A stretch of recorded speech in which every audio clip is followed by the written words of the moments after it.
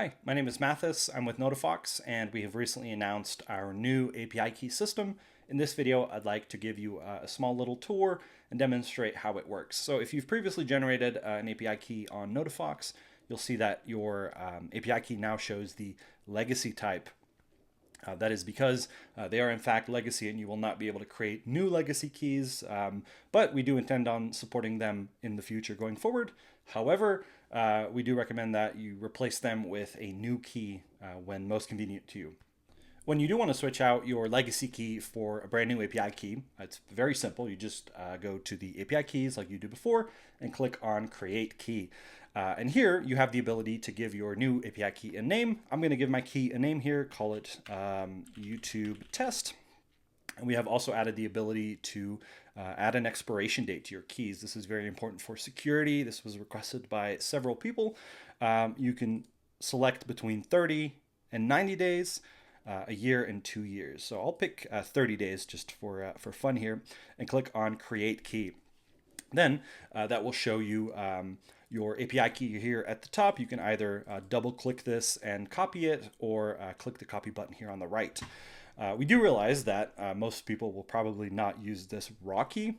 So we've added a thing here at the bottom that allows you to copy your key in a more meaningful way. For example, with the shell key here, you can just copy this and then paste that into your shell.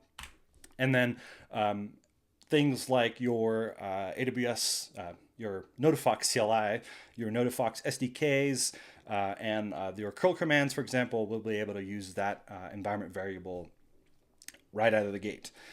We have also created the ability to generate a Kubernetes secret very easily, as well as just a base64 encoded secret. Then we have the ability to view the key details. Although I do want to mention that this is the last time you will ever see the full key again. So make sure to copy it and paste it somewhere. Otherwise, you'll have to create a new key. We can click on View Key Details, and that will show us obviously the name of our key, the type of our key, which is a live key. This is a production key prefixed with nf_live. We can also see when the key was created and when it expires. Also, we can see when the key was last used. We have introduced a new way of tracking how alerts are sent and what keys are used, so it's easier for people to clean up unused API keys. And actually, I can show you this pretty easily. If I use the Notifox CLI, I can say Notifox send. We can send that to Mathis, myself, over email and say, hello from Notifox. We can see that we get this email here any second. There we go. We get the email, and then if we actually reload this page, we'll see that the alert here pops up, as well as the last use date gets updated, and this obviously goes on and on. If you send more requests or more alerts, they will show up here as well. So that is the general new live API keys that were used. As you can see, they're a little bit better, a little bit more secure, and a little bit easier to see when they were used and what for. The second part of this update is based around how we use the send or the interactive send functionality to let people onboard easier. Beforehand, you had to create a separate API key and select that API key from a list. But in this case, we now allow you to select your audience, select your channel like before, as well as your message. Let me type something in here. Hello from Notifox 2. And then you're welcome to copy this, for example, like this. And it'll obviously use that Notifox API key environment variable.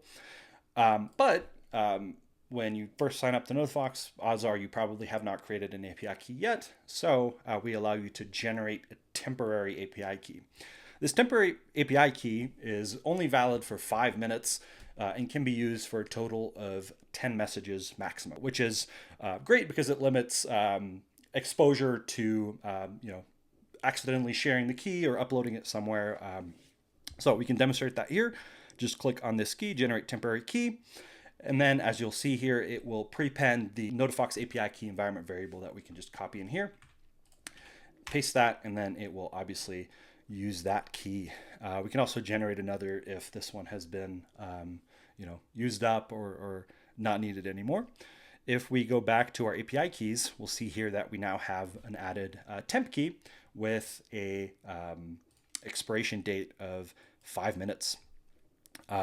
We can also see that we still see the alert that was sent. I don't know if it's worth waiting 5 minutes to see, but obviously, as you can imagine, after 5 minutes, this key will disappear. Fortunately enough, we have also raised the API key limit. Before, I think you would have a maximum of 10 API keys. Now you think you can have 1,000. So you can generate a lot of them on the fly and use them to send alerts pretty easily. Although if you're going to use this in production, you'll run into issues after 5 minutes or 10 messages. That's all I wanted to talk about today. If you have any questions about Notifox or the API keys, you can always comment something in the comments down below. Alternatively, at the top right here, we have our Discord server. You can go to notifox.com/discord, and that will take you there. We have a pretty active community, and we'll be happy to help you there as well. Alternatively, if you want to try out Notifox, go to notifox.com, click on the big Get Started button, and you'll be on your way. It's pretty easy to get started sending SMS and email via a single API, relatively cheap. Thanks for watching. My name is Mathis, and I'll see you next time.